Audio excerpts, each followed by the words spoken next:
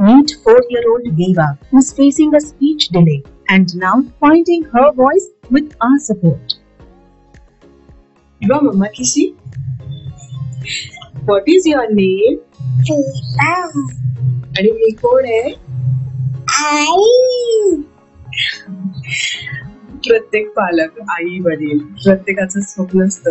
प्रत्येक पालक वाट बघत असतो की आपलं जे बाळ आहे ते आपल्याला आई बाबा कधी म्हणेल. आम्ही सुद्धा हीच वाट बघत होतो गेल्या अनेक दिवसांनी. पण जेव्हा आम्हाला असं जाणवलं की आमचं बाळ हे अजून बोलू शकत नाहीये, त्याला अनेक कारणं होती. जसं की तिला जन्मापासून क्लेफ्ट लिफ्ट आणि पॅलेट दुभंगलेले ओठ ही अडचण होती. पण ऑपरेशन झाल्यावर देखील अनेक दिवस ती बोलू शकत नव्हती.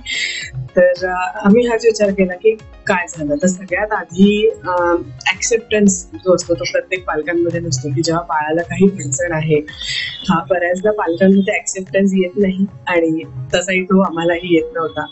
पण जेव्हा आम्हाला लक्षात आलं की तिला बोलायला अडचण होत आहे, तर आम्ही या गोष्टीवर विचार करत होतो की आता काय करायचं, पुढे कसं जायचं, कोणाची मदत घ्यायची. तेव्हाच एक व्हॉट्सअपवरून एक मेसेज, जे आपण फॉरवर्डेड मेसेजेस असतात, तर एका सोशल ग्रुपमधून मला एक फॉरवर्डेड मेसेज आला.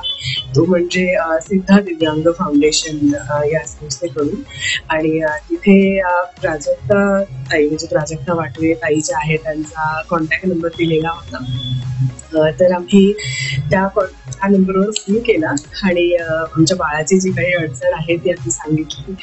त्यानंतर आम्हाला खूप सुंदर गायडन्स मिळाला. सर्वप्रथम आम्हाला आमच्या जवळ, म्हणजे आम्ही जिथे राहतो तिथे जवळपास कुठले हॉस्पिटल्स आहेत जिथे आपण बाळाचं इन्स्पेक्शन करू शकतो याबद्दल आम्हाला गाईड करण्यात आलं. जसं की आम्ही जिथे आहोत तर इथून YCM हॉस्पिटल जवळ आहे. तर आम्हाला सर्वप्रथम चाइल्ड स्पेशलिस्ट ज्या आहेत त्या डॉक्टर दीपाली उंबिके मॅडम यांच्याकडे आम्हाला रेफर करण्यात आलं. आणि खरंच त्या डॉक्टरांना भेटून खूप दिलासा वाटला. म्हणजे तुम्हाला माहितीच असेल की जेव्हा आपल्याला कळतं की आपल्या बाळाला थोडी अडचण आहे, तेव्हा सगळ्यात पहिले पालक तर घाबरून जातात. त्यांना खूप चिंता वाटते की आता पुढे कसं जायचं. तर पण त्या डॉक्टरांशी बोलल्यावर आम्हाला खूप दिलासा वाटला आणि आम्हाला एक जाणवलं की नक्कीच आता आपण ही जी समस्या आहे त्याच्यावर आपण बरंच तोडगा काढू शकतो. त्यानंतर डॉक्टरांनी आम्हाला सजेस्ट केलं की स्पीच थेरपी तुम्ही चालू करा. आम्ही याआधी दिव्यांग फाउंडेशन, पिंपरी चिंचवड महानगरपालिकेचा जो उपक्रम आहे तिथे आम्ही आमच्या बाळाची स्पीच थेरपी चालू केलीच होती. पण जेव्हा डॉक्टर अंबिके मॅडम म्हटल्या की तुम्हाला एकदा नाही, म्हणजे आठवड्यातून एकदा नाही तर तुम्हाला आठवड्यातून 3 वेळा स्पीच थेरपी देणं गरजेचं आहे. आणि त्यानंतर त्यांनी अजून एक असं गायडन्स दिला आम्हाला की जरी आपल्याला असं वाटत असलं की बाळ स्पष्ट बोलत नाहीये किंवा बाळाला बोलायला वेळ लागतो आहे, तर पेरा करून घेणं ही एक खूप महत्वाची गोष्ट आहे. जेव्हा हा गायडन्स मिळाला आम्हाला, तर तेव्हा आम्ही पुन्हा एकदा प्राजक्ताताईंशी बोललो.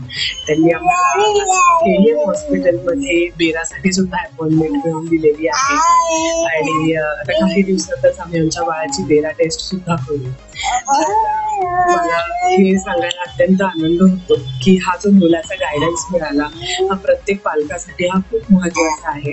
म्हणून एक बाळाची पालक म्हणून मी तुम्हा पालकांना सुद्धा हे आवाहन करेन, जर तुम्हाला वाटत असेल की आपल्या दैनंदिन आयुष्यामध्ये बाळाला जर काही अडचण येत असेल तर ते अनेक गोष्टी, चालायला असू शकते, बोलायला असू शकते, ऐकायला असू शकते किंवा काही बिहेवियरल चेंजेस असू शकतात. तर तुम्हाला जर जाणवत आहे की आपल्या बाळाला कुठल्या मदतीची गरज आहे, तर लवकरात लवकर तुम्ही या अशा संस्थांची मदत घ्या. म्हणजे अर्ली इंटरव्हेन्शनला खूप महत्व आहे असं अनेकदा म्हणलं जातं. याच्यावर अनेक रिसर्च सुद्धा आहे. जर बाळाला काही अडचण असेल, जन्मतः असेल किंवा नंतर असेल, तर ते पहिल्या 0 ते 6 वयोगटामध्ये जर का बाळाला मदत मिळाली, इलाज केला गेला, तर जी अडचण आहे ती 100% सोडवण्यासाठी प्रयत्न होतो. तर पुन्हा एकदा सिद्धा दिव्यांग फाउंडेशनचे मनापासून आभार. आणि डॉक्टर अंबिके मॅडमनी जो आम्हाला गायडन्स केला त्यासाठी सुद्धा खूप खूप धन्यवाद. Thank you very much. विवा, से बाय. बाय.